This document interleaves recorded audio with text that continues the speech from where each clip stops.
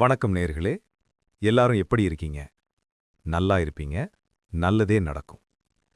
இப்போ நாம பார்க்க போறது ரொம்ப ரொம்ப முக்கியமான ஒரு காலகட்டம்.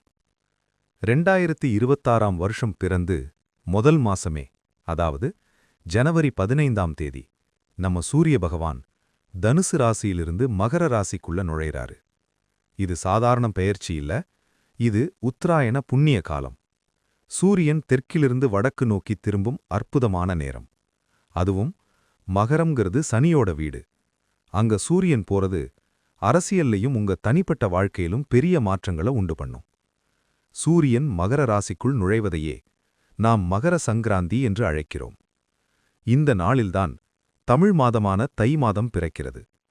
தை பிறந்தால் வழி பிறக்கும் என்பது பழமொழி. சூரிய பகவானுக்கு நன்றி தெரிவிக்கும் விதமாக பொங்கல் வைத்து வழிபடுவது வழக்கம். தேவர்களுக்கு பகல் பொழுதாக கருதப்படும் உத்தராயண காலம் ஆரம்பமாவதால் சுபகாரியங்கள், திருமணம், கிரகப்பிரவேசம் செய்ய இது உகந்த காலமாகும். வாங்க, ஒவ்வொரு ராசிக்கும் இந்த சூரிய பெயர்ச்சி என்ன மாதிரியான பலன்களை தரப்போகுதுன்னு தெள்ளத் தெளிவாக பார்ப்போம். கன்னி ராசி நேயர்களே, சூரியன் உங்க ராசிக்கு 5ஆம் இடத்துல சஞ்சரிக்கிறாரு. இது பூர்வ புண்ணிய ஸ்தானம். அதாவது உங்க தாத்தா பாட்டி செஞ்ச புண்ணியம் இப்ப உங்களுக்கு உதவும். ஆனா இது பிள்ளைகள் ஸ்தானம் கூட. அதனால குழந்தைகளோட உடல்நிலையில கொஞ்சம் அக்கறை காட்டணும். அவங்களுக்கு சின்ன சின்ன காய்ச்சல், சளி வரலாம். பிள்ளைகளோட படிப்பு அல்லது கல்யாண விஷயமா கொஞ்சம் கவலைப்பட்டுக்கிட்டே இருப்பீங்க. அவங்க பிடிவாதம் பிடிப்பாங்க. கர்ப்பிணி பெண்கள் ரொம்பவே கவனமா இருக்கணும். மருத்துவர் ஆலோசனையை தவறாம கடைப்பிடிங்க. அலைச்சல குறைங்க. காதல் விஷயங்கள்ல கொஞ்சம் சலசலப்பு வரும். ஈகோவால காதலர்கள் பிரிஞ்சு போறதுக்கு வாய்ப்பிருக்கு. கவனம். மனசுல ஒரு விதமான குழப்பம் இருந்துகிட்டே இருக்கும்.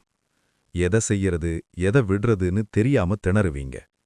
ஷேர் மார்க்கெட், ஊக வணிகம், ஸ்பெக்குலேஷன் பக்கம் போகாதீங்க. போட்ட காசு போச்சுன்னு ஆகிடும். வயிறு சம்பந்தப்பட்ட உபாதைகள், குறிப்பா அல்சர் வரலாம். காரத்தை குறைச்சு தயிர் சாதம், மோர்னு சாப்பிடுங்க. குலதெய்வ வழிபாடு செய்யறதுக்கு இது சரியான நேரம். ரொம்ப நாளா போக முடியாம இருந்த கோவிலுக்கு இப்ப போவீங்க. மாணவர்கள் படிப்புல கொஞ்சம் மந்தமா இருப்பாங்க. ஞாபக மறதி வரும். எழுதி பார்த்து படிக்கிறது நல்லது. கலைத்துறையில இருக்கிறவங்களுக்கு புதிய வாய்ப்புகள் வர்றதுல கொஞ்சம் தாமதம் ஏற்படும். பொறுமை காக்கணும். பூர்வீக சொத்து சம்பந்தமா பேசும்போது உறவினர்களோட வாக்குவாதம் செய்யாதீங்க. ஆன்மீக நாட்டம் அதிகரிக்கும்.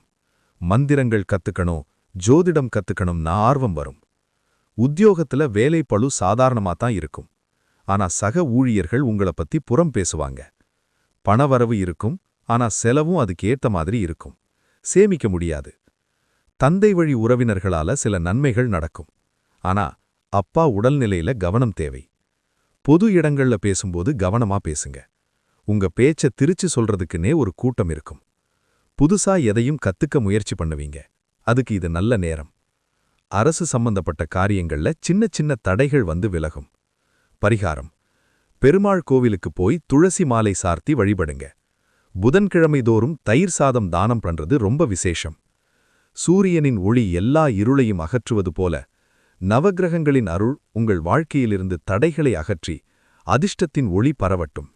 ஓம் நமோ நாராயணா. இதேபோன்று பயனுள்ள அடுத்த பதிவில் சந்திப்போம். நன்றி, வணக்கம். இந்த சேனல் உங்களுக்கு பிடிச்சிருந்தா மறக்காம சப்ஸ்கிரைப் பண்ணுங்க, ஷேர் பண்ணுங்க, லைக் பண்ணுங்க, கமெண்ட் பண்ணுங்க.